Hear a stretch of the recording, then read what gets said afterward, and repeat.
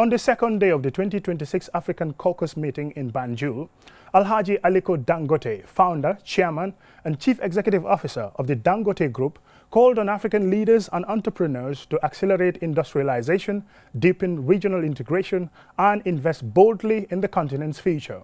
Loli M. Camara reports. Addressing finance ministers, central bank governors, policymakers, and development partners from across the continent, Alhaji Aliko Dangote, Africa's richest man, underscored the importance of industrialization, describing it as the cornerstone of sustainable economic growth and long-term prosperity. Africa must mobilize its own savings. Foreign investment is valuable, but domestic investment is indispensable. What I'm trying to say here is that when you look at pension funds in Africa, you're talking about a total of almost about $600 billion. But are we really putting that $600 billion into use? I think the answer, we know it's all here. It's not. And there are a lot of financial institutions that are actually not interested in seeing the development of Africa. We need to wake up and do things by ourselves. With Africa's population projected to reach 2.5 billion by 2050, Mr. Dangote stressed that creating productive employment is an urgent priority. He said sectors such as manufacturing, agro-processing, logistics, and value-added industries offer the greatest potential to absorb the millions of young Africans entering the labor market each year. Citing the experiences of South Korea, China, and Vietnam, he said rapid industrialization and sustained investment in local production had transformed their economies. It requires long-term vision.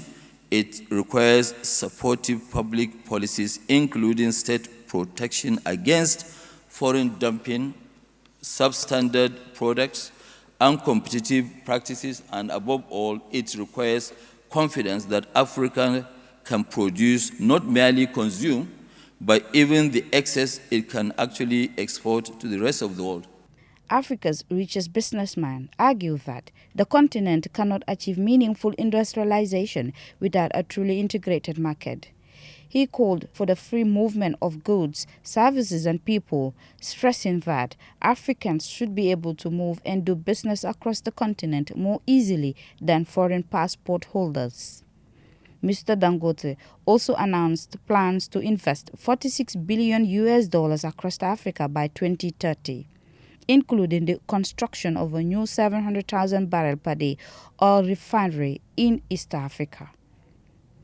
The Prime Minister of the Republic of Guinea-Bissau, Ilidio Verate, was among the dignitaries present at the event, where, in keeping with the theme of the conference, among other matters, he outlined Guinea-Bissau's vision for sustainable growth, macroeconomic stability, and inclusive development in Africa. The two speakers' addresses resonated strongly with delegates, reinforcing the message that Africa has the resources, talent, and market potential needed to achieve lasting prosperity. They emphasized, however, that the continent must translate its vast potential into concrete action through industrialization, regional integration, and increased local investment. Full TV News, Loli M. Camara.